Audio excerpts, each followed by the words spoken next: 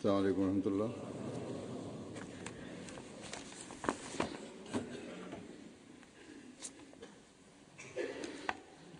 أشهد أن لا إله إلا الله وحده لا شريك له وأشهد أن محمدا عبده ورسوله أما بعد فأعوذ بالله من الشيطان الرجيم بسم الله الرحمن الرحيم الحمد لله رب العالمين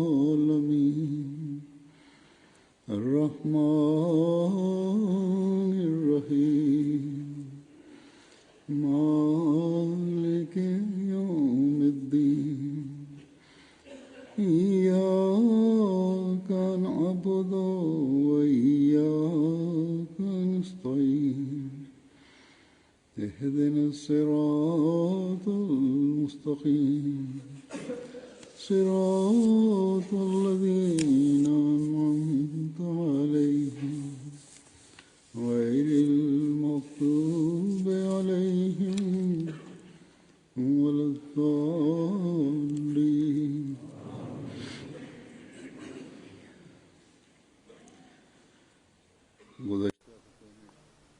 Бисмиллахир-рахманир-рахим. Хазур говорит, в прошлой пятничной проповеди я процитировал одно изречение обетованного Мессии, мир ему, в котором он сказал: «Радуйтесь тому, что вы застали эпоху обетованного Мессии, мир ему, потому что его пришествия ждали многие поколения, жившие до вас».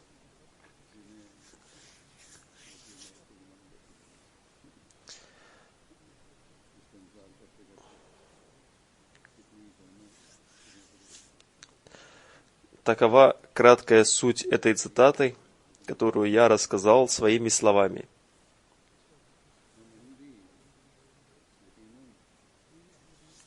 Несомненно, мы, принесшие обет верности обетованному Мессии, мир ему, являемся счастливыми людьми. Мы присоединились к тем людям, которые повиновались повелению Всевышнего Аллаха. И мы не являемся теми несчастными людьми, которые застали эпоху обетованного Мессии, мир ему, но не понесли ему обета верности. И есть даже некоторые злосчастные люди, которые оказывают ему противодействие. И таким образом, они не только лишились наставления посланника Аллаха, мир ему, но и стали заблудшими. Так что, сколько бы мы ни благодарили Всевышнего Аллаха за эту милость, все равно этого будет мало. Он ниспослал нам своего имама, даровал нам наставления на прямой путь и дал ответы на те вопросы, которые сейчас возникают в различных ситуациях.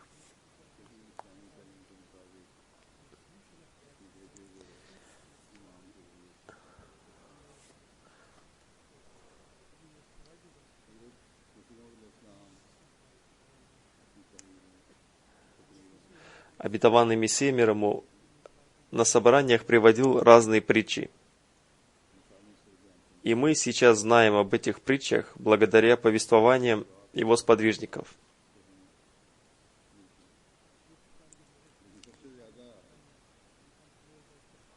Но самую большую милость в этом нам оказал обетованный реформатор, да будет доволен им Аллах, который рассказывал о словах обетованного Мессии, мир ему, в своих проповедях. Он сам слышал эти слова или слышал их от его сподвижников.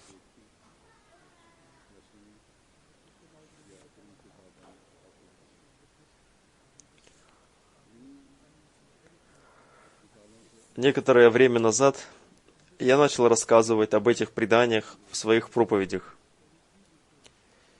Я получил много писем, в которых люди написали, что посредством этих притч мы лучше стали понимать те вопросы, о которых в них идет речь. Одним словом, сегодняшняя проповедь тоже будет посвящена повествованиям обетованного реформатора. Да будет доволен им Аллах.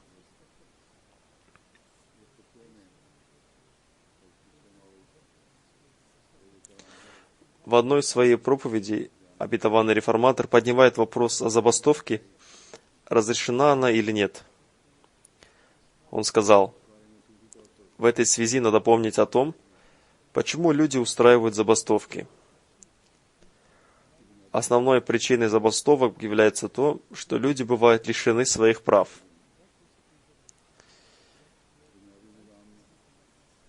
В мирской жизни иногда хозяин не соблюдает прав своих работников.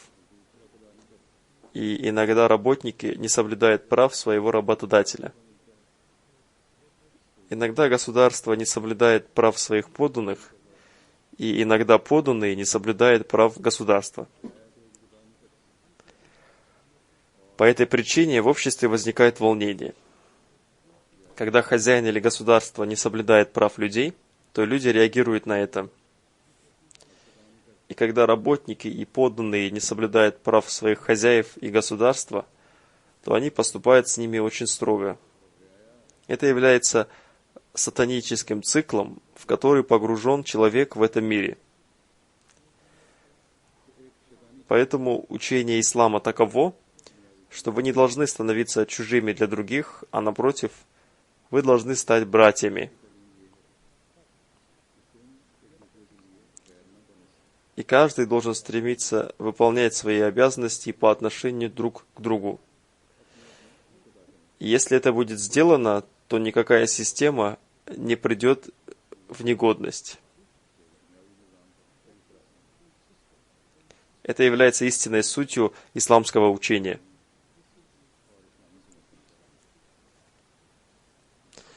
И это связано не только с государством, построенному на принципах ислама, но относится и к светскому государству. Если люди чувствуют, что их права ущемляются, то вместо того, чтобы устраивать забастовку, они должны использовать законные пути.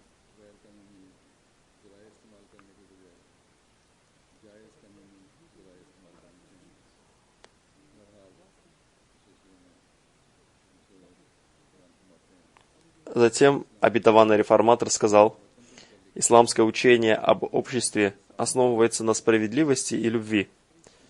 Поэтому, чтобы обрести свои права, надо выбрать тот путь, который основывается на справедливости и любви. По этой причине, если какой-то мусульманин Ахмади участвовал в забастовке, то обетованный Мессия мир ему выражал недовольство им и наказывал его. Сегодня в исламских странах устраиваются забастовки и восстания, и это является делом сатанических сил. Народ и государство не соблюдают права друг друга, и по этой причине они выражают свое недовольство.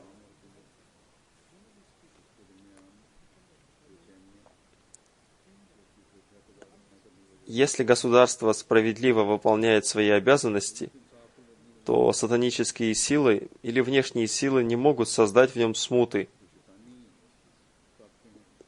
И в этом случае люди не будут слушать какого-то муллу или мятежника, или дерзкого человека, который хочет создать смуту.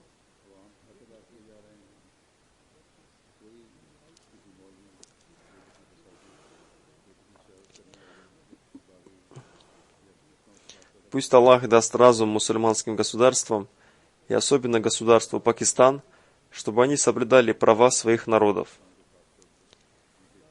И если кто-то вынуждает мусульманина Ахмади участвовать в забастовке, то он не должен совершать таких действий, посредством которых будет причинен ущерб государственному имуществу или имуществу людей. Если какой-то человек любит свое дело, он стремится использовать в этом деле все свое умение. Говоря об этом важном правиле, обетованный реформатор сказал: если солдат, или генерал, или учитель, или судья, или адвокат, или бизнесмен, или спикер парламента, или премьер-министр любит свою работу, честно выполняет ее и посвящает своей работе все время, то вечером он устает и говорит: «Постоянная занятость и бремя моей работы сломило меня». Но когда мы смотрим на жизнь святого пророка, мир и благословение Аллаха да пребывает с ним, то мы видим в нем прекрасный образец. Он совершал все дела, связанные с разными сферами человеческой жизни. Хазур поясняет: и мы видим, что он совершал эти дела в большем объеме, чем какой-либо другой человек. Он был судьей, учителем, он был главой своего государства, он был законодателем и разъяснял законы. И он также совершал домашние дела, помогая своим женам. И никогда не говорил им: «Я очень занятой человек, поэтому я не могу вам помогать».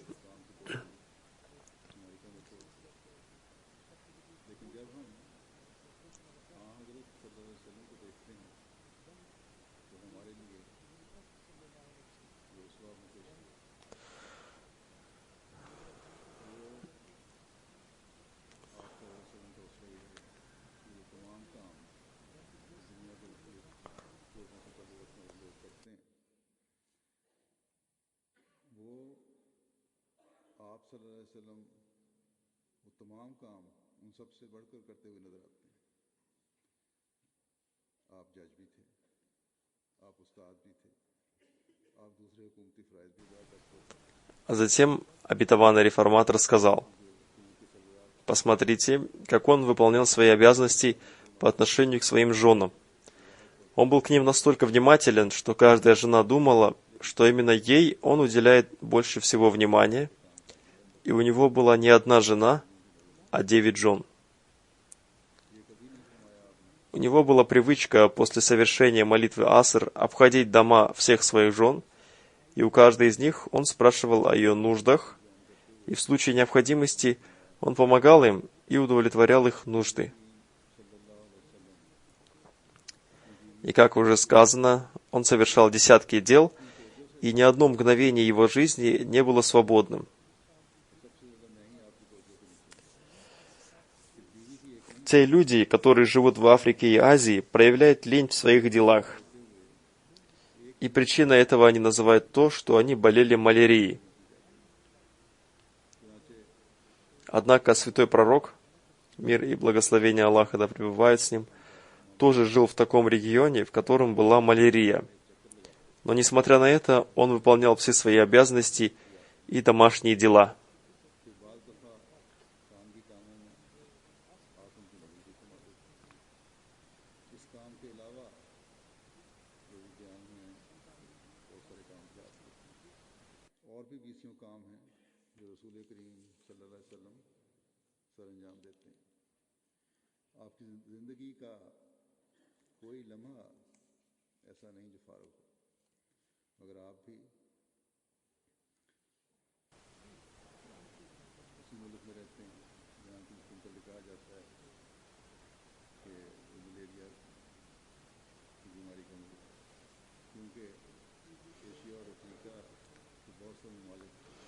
Далее обетованный реформатор говорит: мы видели того человека, который является отражением святого пророка, мир и благословение Аллаха да пребывает с ним, то есть обетованного Мессию, мир ему. Я помню, как много он работал. Когда ночью мы ложились спать, я видел, что он работал, и утром, когда я просыпался, я видел, что он продолжает работать. Он очень ценил дела тех людей, которые читали его книги с целью исправления ошибок.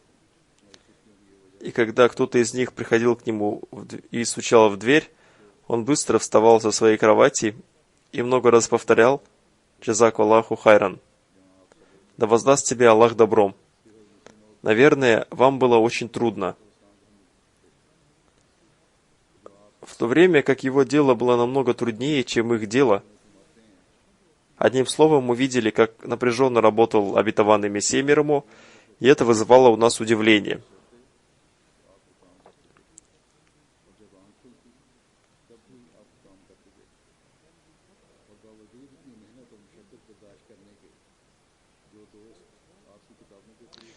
Из-за болезни ему приходилось ходить по комнате взад-вперед, но он работал и в таком состоянии. И когда он выходил на прогулку, ему тоже задавали разные вопросы, и он отвечал на них. При этом обетованный Мессия мир ему тоже жил в таком регионе, в котором часто бывает малярия. Одним словом, обетованный реформатор говорит о том, что не надо связывать свою лень с болезнью, и не следует проявлять лень в выполнении своих обязанностей. У тех людей, которые так поступают, не тело болеет малярией, а душа. Если они примут решение, что им надо усердно трудиться, то вся их лень уйдет. Сейчас речь не идет о тех людях, которые живут в регионах, подверженных малярии. В Европе есть много людей, которые целый день сидят дома и смотрят телевизор, или ссорятся со своими женами, или придираются к своим детям, и совершенно не думают о том, как заработать деньги, потому что они получают пособие. Одним словом, этим людям надо избавиться от своей лени. Они проявляют лень не по причине болезни, они просто обленились.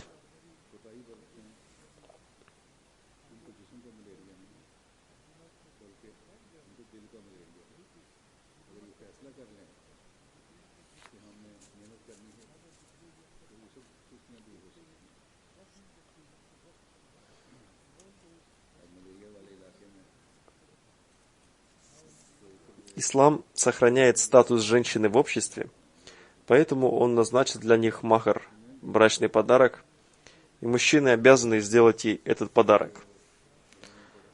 Но некоторые люди думают, что они должны сделать этот подарок только во время развода. В этом они не правы. Какая цель назначения махра свадебного подарка? Цель назначения махра следующая. Иногда у женщины возникает такая потребность, что она стесняется просить деньги у своего мужа для удовлетворения своих потребностей. И иногда у нее возникает такая потребность, что даже муж не в состоянии оказать ей помощь. Но если бы у нее был ее свадебный подарок, то она смогла бы удовлетворить свою потребность. Например, жена хочет помочь своим родственникам, и она не хочет, чтобы об этом узнал ее муж. Если бы у нее в это время были деньги, то она безо всяких проблем смогла бы оказать помощь своим родственникам. Некоторые люди используют заработок своей жены на свои нужды, не говоря уже о том, чтобы подарить махр, свадебный подарок своей жене. И они накладывают на нее ограничения, что она не может тратить заработанные ею деньги без его разрешения. И они должны приходить прямо на его счет. Это совершенно неправильно.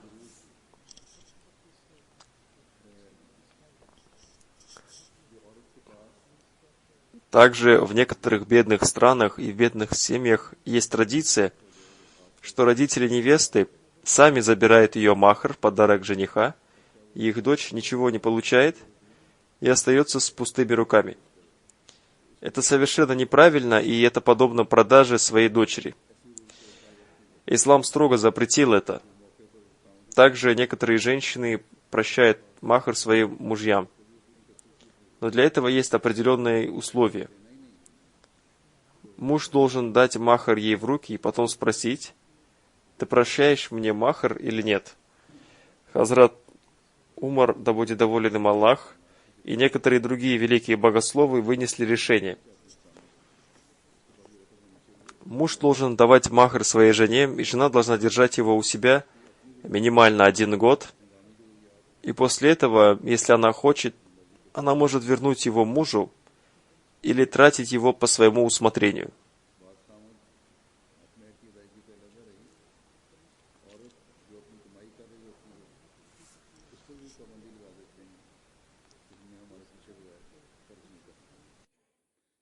या हमें दो, ये सारी आमद जो है इसमें से इतना हिस्सा हमारे पास आना चाहिए, हमारे बैंक अकाउंट में जाना चाहिए, जो सरासर नाजायज़ चीज़ है।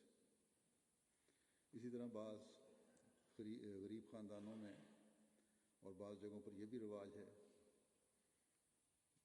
गरीब मुल्कों में कि वालिदैन शादी के वक़्त हक महर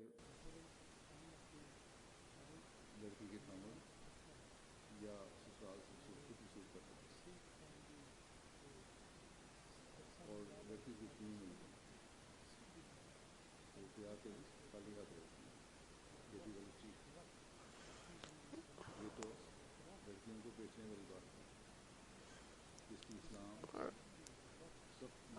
Хазрат, обетованный реформатор, рассказал об одном событии прощения Махра. У обетованного Мессии мир ему был один сподвижник по имени Хаким Фазлдин Сахиб. Он был одним из первых и великих сподвижников. У него было 2 жены. И однажды обетованный Мессия мир ему сказал: относительно Махра есть повеление шариата, что его следует обязательно давать женщинам. Хаким Фазлдин Сахиб сказал: Хазур, обе мои жены простили мне Махр. Обетованный Мессия мир ему сказал ему: они простили его вам после того, как вы положили его им в руки? Он сказал: нет, это было на словах. Обетованный Мессия мир ему сказал: сначала вы должны положить Махр им на подол, а если после этого они вернут его вам, то это будет правильно. Хазур поясняет, это самый крайний случай, но относительно Махра есть повеление, что женщина должна держать Махр у себя минимально 1 год. У Хаким Фазлдин Сахиба было 2 жены, и каждой он пообещал Махр по 500 рупий, в то время это были большие деньги.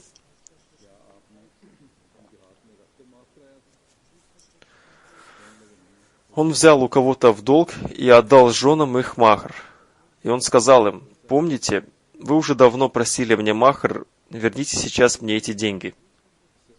Но они сказали: мы тогда не думали, что вы на самом деле хотите дать нам этот Махр. А сейчас, когда мы получили эти деньги, мы не вернем их вам. Хаким Фазлдин Сахиб сказал: Хазур, я думал, что они сразу вернут деньги обратно, поэтому я взял их в долг, чтобы дать им Махр, но они сейчас отказываются возвращать эти деньги. Услышав это, обетованный Мессия мир ему рассмеялся и сказал: давать женщинам Махр является правильным путем, и после этого, если они захотят, они могут вернуть его. В ином случае это будет подобно тому, как только на словах говорят: «Я оказал тебе милость». Хазур поясняет, женщины думали, что он не даст им Махр, поэтому они решили: мы простим ему Махр, и он будет благодарен за это. Но если женщина, после того, как она получила свой Махр, возвращает его мужу, то это будет правильно. Если этого нет, то кто-то уже дает письменное обещание дать Махр в 1 миллион рупий, и женщины, зная, что муж не в состоянии заплатить его, прощают ему. Как я уже сказал, некоторые люди забирают Махр, свадебный подарок мужа, у своих дочерей. Это неправильно, это подобно продаже своей дочери. Платить закат тоже является обязанностью человека. Но есть такие святые люди, которые отдают на пути Аллаха все, что они зарабатывают. Хазрат, обетованный реформатор, рассказал об одном таком святом человеке. Несомненно, есть такие святые люди, которым Всевышний Аллах даровал жизнь, чтобы они стали образцами для других людей. Я сам слышал, что обетованный Мессия мир ему сказал: кто-то спросил у одного святого человека, с какой суммы я обязан платить закат. Он ответил: что касается тебя, то если у тебя будет 40 рупий, то 1 рупию ты должен заплатить в качестве заката. задающий вопрос, спросил, что означают ваши слова, что касается тебя? Разве вопрос заката не является общим для всех? Он ответил, да, он касается каждого, но по-разному. Если у тебя будет 40 рупий, то ты обязан 1 рупию заплатить в качестве заката. А если у меня будет накоплено 40 рупий, то я должен заплатить 41 рупию, потому что твой статус следующий. Зарабатывайте и потребляйте. Но мой статус таков, что Всевышний Аллах сам заботится обо мне. И если по невежеству я накопил 40 рупий, то в дополнение к этим 40 рупиям еще 1 рупию я должен заплатить в качестве штрафа.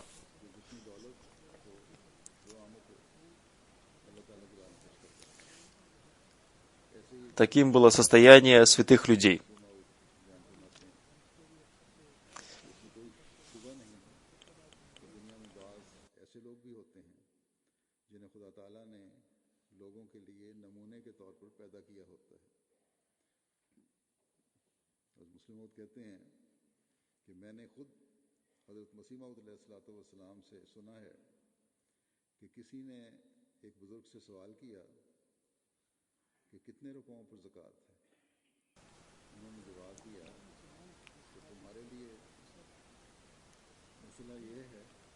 Обязанностью некоторых людей является все свое внимание обращать к религии, поскольку Всевышний Аллах создал их ради религии. Другие люди могут зарабатывать и могут расходовать заработанные ими деньги на себя и на религию. И вместе с этим они тоже должны возносить мольбы и благодарить Всевышнего Аллаха за то, что Он даровал им имущество и уважение в обществе. И в качестве благодарности за это они должны отдавать часть своего имущества другим людям. Некоторые люди постоянно думают только о бизнесе, и иногда они совершают такие поступки, которые противоречат традициям общины и противоречат учению ислама. И иногда такие вещи совершают руководители общины.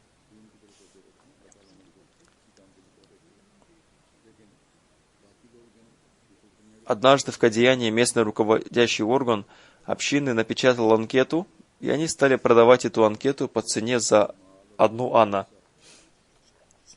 И сейчас некоторые люди тоже придумывают такого рода новые вещи и забывают о традициях общины. И сейчас я представлю вашему вниманию то, как обетованный Мессия мир ему объяснил им их ошибку. Обетованный реформатор сказал: «Я даю наставление членам своей общины, что они должны поступать согласно наставлениям шариата, закона Божьего, и они должны следовать по стопам святого пророка, мир и благословение Аллаха да пребывает с ним, и обетованного Мессии мир ему».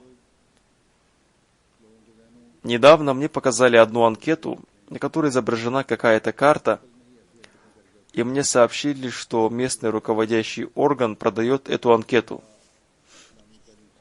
Наверное, они подумали, что если государство продает свои анкеты, то мы тоже должны их продавать.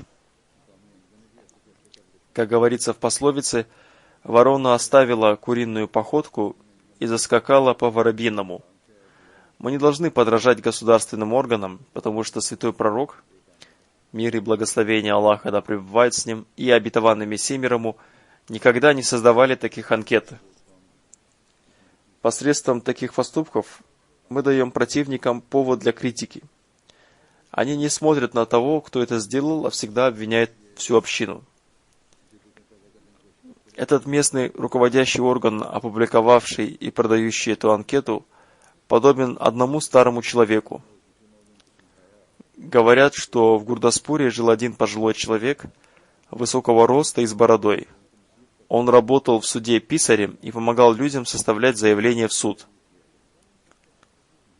У него была привычка, когда он видел какого-то человека, то вместо «Ассаламу алейкум» он говорил «Аллаху Акбар, Аллаху Акбар». И когда человек протягивал ему руку для приветствия, он целовал ему большой палец и подпрыгивал. Он часто приходил к обетованному Мессии мир ему и подражал руководителю местного комитета. Он всю свою жизнь проработал писарем, но у него было большое желание стать судьей. Он хотел также командовать людьми, как судья, говорившего: «Принеси мне папку с таким-то делом». Но его желание не исполнилось. Поэтому он завел дома несколько папок и написал на них: папка с делом о соли, на второй папка с делом о перце, и на третий папка с делом о дровах. И ежедневно, когда он возвращался из офиса домой, он переворачивал большой кувшин и, сидя на нем верхом, приказывал своей жене: «Секретарь, принеси мне такую-то папку». И она приносила ему эту папку, он перелистывал ее и потом говорил: «Я приказываю тебе положить соль в таком-то количестве».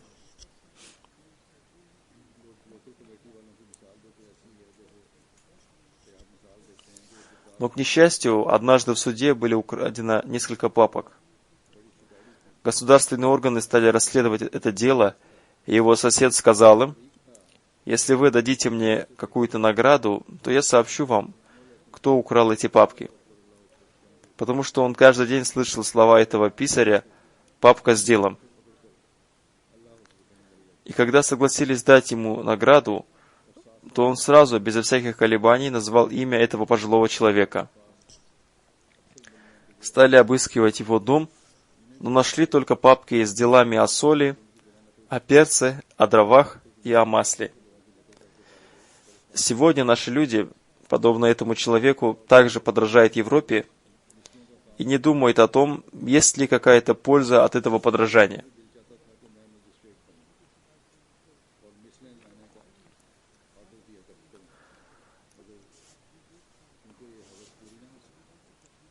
इसलिए उन्होंने घर में एक तरीका ईजाद किया कि एक नमक की मिसल बना ली, एक घी की मिसल बनाई, एक मिर्चों की मिसल बनाई, एक ईंधन की मिसल बना रखी थी।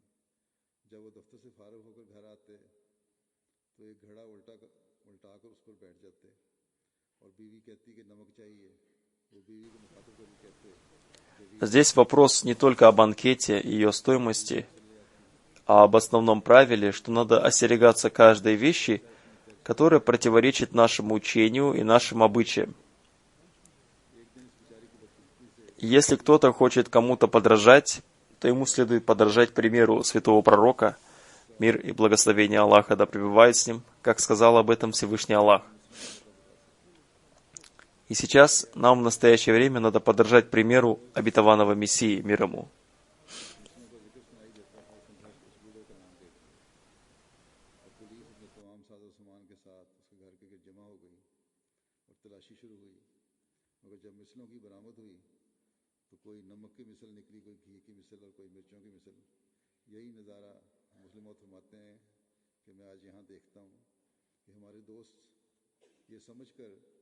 कि मगरबी चीज़ें बड़ी अच्छी होती हैं, इनकी नकल करनी शुरू कर देते हैं, ये नहीं देखते कि इसकी ज़रूरत क्या है।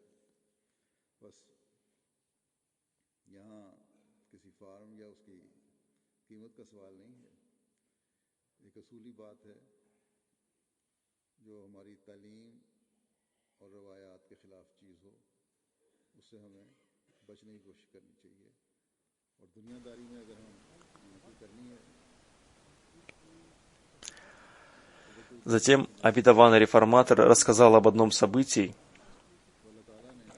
Я помню, что это событие произошло во время Рамазана, последний год жизни обетованного Мессии мир ему, или в первый год начала Ахмадийского халифата.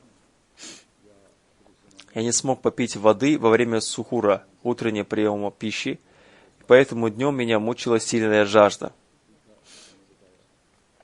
И когда до захода солнца оставался 1 час, жажда стала настолько невыносимой, что подумал, что потеряю сознание. И, почувствовав сильную слабость, я упал на деревянную плетеную кровать. И в этом состоянии я увидел видение, что кто-то напоил меня водой и положил в рот лист бетеля. Я пожевал его, и моя жажда была утолена. И после этого я не испытывал больше никакой жажды и потребности в воде. Обетованный реформатор рассказал, Однажды какой-то человек написал обетованному Мессии мир ему: «Помолитесь о том, чтобы состоялся мой никах именно с такой-то женщиной». Обетованный Мессия мир ему ответил: «Я вознесу мольбу за тебя, но не за никах с этой женщиной. Этот никах может состояться, или, может быть, у тебя возникнет ненависть к этой женщине». И обетованный Мессия мир ему вознес мольбу, и спустя некоторое время этот человек написал: «У меня возникла ненависть к этой женщине». Мне тоже один человек написал письмо с такой же просьбой, и я, поступая по сунне обетованного Мессии мир ему, дал ему такой же ответ, и потом он мне написал, что он избавился от мыслей о никахе с этой женщиной. Так Всевышний Аллах помогает человеку. Он или выполняет его желание, или удаляет это желание из его сердца. Нам тоже надо возносить мольбы, учитывая оба варианта.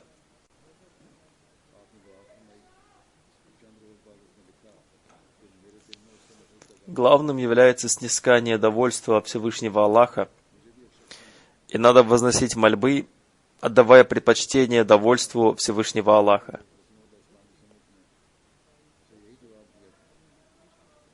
Сейчас мне тоже люди пишут письма с просьбами: «Вознесите мольбу, чтобы состоялась моя свадьба с такой-то девушкой, и скажите ее родителям, чтобы они выдали за меня свою дочь. И сделайте это посредством системы общины. В ином случае я умру, и она тоже умрет». Это является глупостью.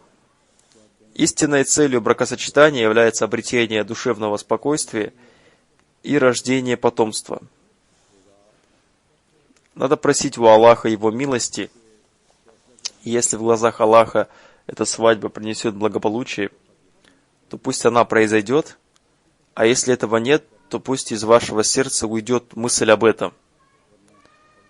Мирская любовь временна, поэтому просите в своих мольбах о такой мирской любви, посредством которой увеличится ваша любовь к Аллаху. И таким образом ваша мирская любовь тоже станет благим делом и станет причиной спокойствия и удовлетворения вашего сердца.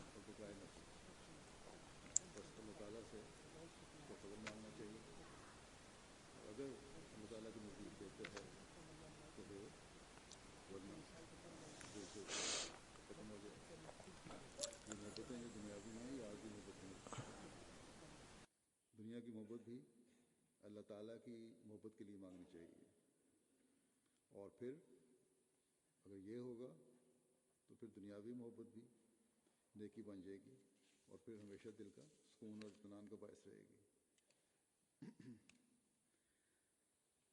इस बात को बयान फरमाते हुए कि दुनिया में कोई चीज Затем обетованный реформатор сказал: «Каждая вещь, созданная Всевышним Аллахом, содержит в себе какую-то пользу. Например, возьмем мышьяк. Если человек примет его, то он умрет. Но многие люди были спасены, когда врачи давали им его в малых концентрациях в виде лекарства. Также и опиум является очень губительным, но его польза больше, чем его вред.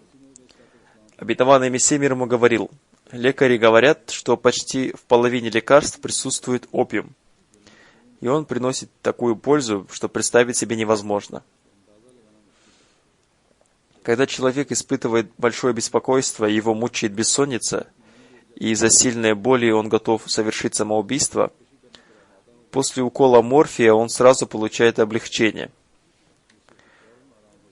Одним словом, в мире нет ни одной вещи, которая не была бы полезной. Но когда ее используют неправильно, она становится вредоносной. Поэтому Хазрат Ибрагим, мир ему, болезнь приписывал к себе, а исцеление Всевышнему Аллаху. Но в нашей стране, в которой живут мусульмане, и они верят в Аллаха, когда они не достигают успеха в своем деле, то они говорят: «Я приложил все свои силы, но Бог не дал мне успеха». Таким образом, они словно приписывают хорошее себе, а плохое Богу. Хазур поясняет, верующий человек свои успехи приписывает Богу, а неудачи приписывает себе. И если он не достигает успеха в каком-то деле, он должен говорить «Инна лилляхи ва инна иляйхи роджиун», и он должен думать, что он не достиг успеха по причине своих недостатков. Тот человек, который в случае успеха говорит «Альхамдулиллах» и свои успехи приписывает Богу, а неудачи приписывает себе, получает благословение Всевышнего Аллаха, и Всевышний Аллах оказывает ему свою милость. Всевышний Аллах говорит: «Этот мой раб свои успехи относит ко мне, поэтому я одарю его новыми успехами». Обетованный реформатор сказал, что иногда очень незначительные вещи приносят хороший результат. Я слышал от обетованного Мессии мир ему, что он сказал, когда сын одной женщины собирался на войну, он спросил у нее: «Мама, что вам принести в качестве подарка, когда я вернусь?» Она сказала: «О, сынок, если ты вернешься целым и невредимым, то это будет для меня самым лучшим подарком». Но сын продолжал настаивать и говорил: «Назовите ту вещь, которую вы хотите, чтобы я принес ее вам». И мама сказала: «Хорошо, если ты хочешь этого, то принеси мне столько кусочков подогревшего хлеба, сколько ты сможешь». Он сказал: «Кроме этого хлеба, что еще принести тебе, мама?» Она сказала: «Кроме этого мне ничего не надо». Говоря коротко, он уехал на войну, и когда он готовил себе лепешки, он очень хорошо их выпекал и старался, что на лепешках образовывалась какая-то подогревшая часть. И подогревшую часть лепешек он оставлял в своей сумке, а оставшуюся часть употреблял в пищу. И когда он вернулся домой, у него было несколько сумок, наполненных кусочками подогревшего хлеба. Он поставил эти сумки перед мамой, и мама, увидев эти сумки, очень обрадовалась. Он сказал: «Мама, я сделал так, как ты хотела, но мне до сих пор непонятна суть твоего желания». Мама сказала: «Когда ты уезжал на войну, было неуместно сообщать тебе о сути этого желания. Но сейчас я скажу тебе о ней. Человек болеет многими болезнями из-за употребления сырой пищи. Поэтому я хотела, чтобы ты хорошо выпекал свои лепешки, и это было лучше для твоего здоровья». Хазур поясняет, это кажется незначительным наставлением, но если бы мама прямо сказала: «Сынок, хорошо выпекай свою лепешку», он бы сказал: «Мама, я уже взрослый. Неужели ты думаешь, что я буду употреблять в пищу сырой хлеб?» Но сейчас можно увидеть, что многие люди едят плохо пропеченный хлеб с большим удовольствием. Одним словом, это наставление мамы стало причиной хорошего здоровья ее сына.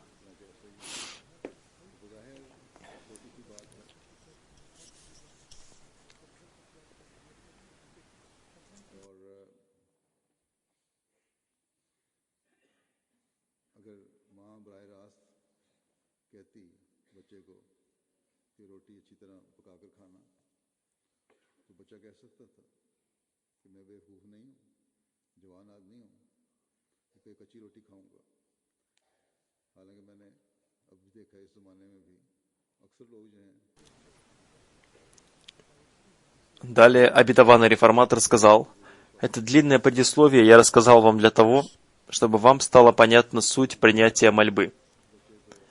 Некоторые люди говорят: вы рассказываете нам о неважных вещах, которые нам уже давно известны. Однако, зная об этих вещах, они не поступают согласно им. Всевышний Аллах изрекает, что для принятия мольбы есть условия. Пусть же будут они послушны мне, и пусть уверуют в меня.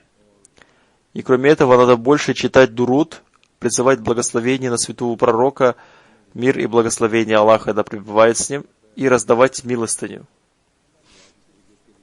Сейчас люди тоже говорят: мы все это знаем, но дело в том, что они не поступают согласно своему знанию. Многие люди пишут мне: мы возносили много молитв, но Аллах не принял наши молитвы. Но на самом деле это доказывает слабость их веры.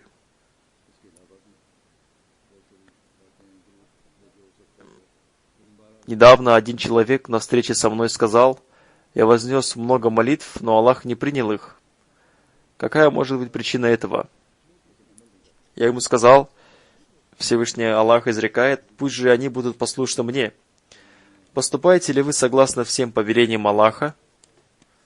Он сказал: нет. Так что нам надо проанализировать свое состояние и подумать, верим ли мы в Аллаха или нет, и слушаемся ли мы Его или нет. И если какая-то наша мольба не принята, то она не принята из-за слабости нашей веры. Для этого мы должны обладать верой, подобной вере Хазрата Ибрахима, который каждую слабость приписывал себе, а все успехи Аллаху. Всевышний Аллах говорит: если мой раб надеется, что я слышу его мольбы, то я обязательно услышу его мольбы. Пусть Аллах даст нам возможность поступать согласно Его повелениям. Пусть Аллах укрепит нашу веру и примет наши мольбы.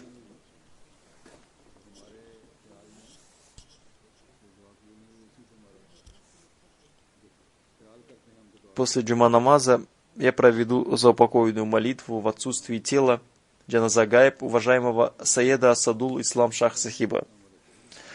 Он был сыном шейха Наим Сахиба. Его отец и его дедушка тоже служили общине.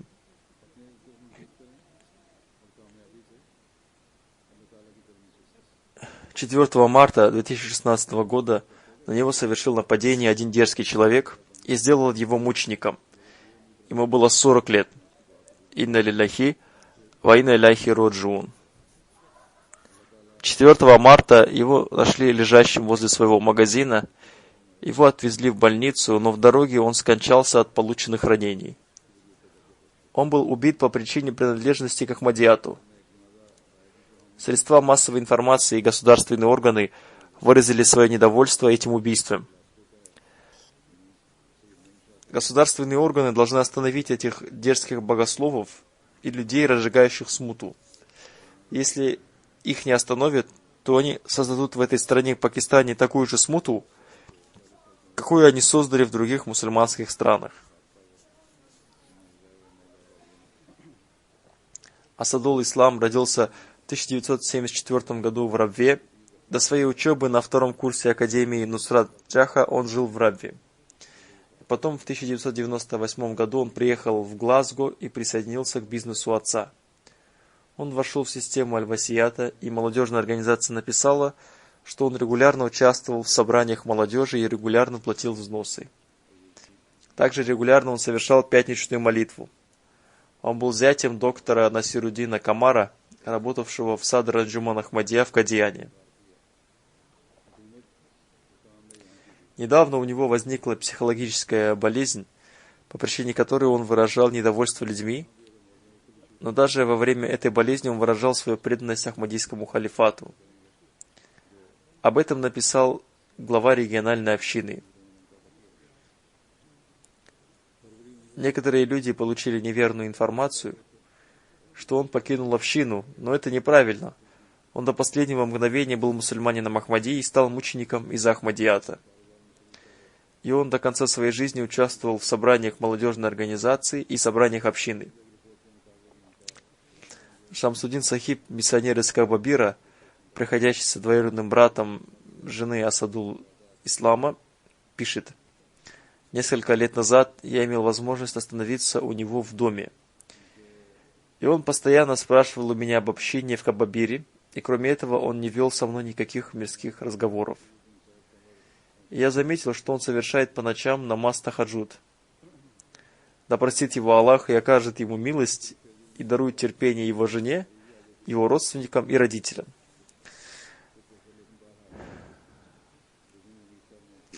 Как я уже сказал, я проведу его заупокойную молитву джаназа гаиб после джума намаза». बाज़ लोगों को ये गलतफहमी है कि शायद जमात छोड़ गए थे, लेकिन احمدی تھے اور احمدیت کی وجہ سے ہی شہید ہوئے، اور باقاعدگی سے آخر تک پروگراموں میں، خدا ملنجے کے پروگراموں میں بھی اور جماعت میں بھی شامل ہوتے رہے۔ شمس الدین صاحب کبیر کے مربی ہیں، وہ لکھتے ہیں کہ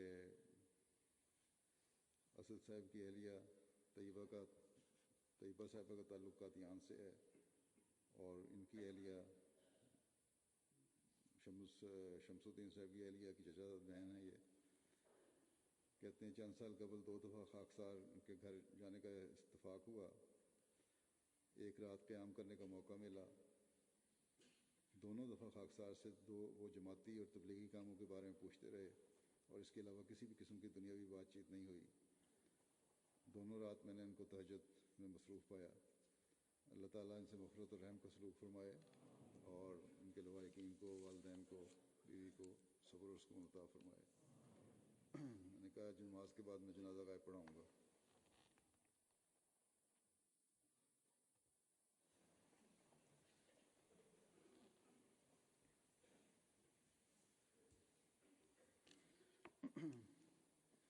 الحمد لله نحمده ونستعينه ونستغفره ونؤمن به ونتوكل عليه ونعوذ بالله من شرور أنفسنا ومن سيئات أعمالنا، من يهده الله فلا مضل له ومن يضلل فلا هادي له، ونشهد أن لا إله إلا الله ونشهد أن محمدا عبده ورسوله۔ عباد الله رحمكم الله، إن الله يأمر بالعدل والإحسان وإيتاء ذي القربى وينهى عن الفحشاء والمنكر والبغي يعظكم لعلكم تذكرون۔ اذكروا الله يذكركم وادعوه يستجب لكم ولذكر الله أكبر۔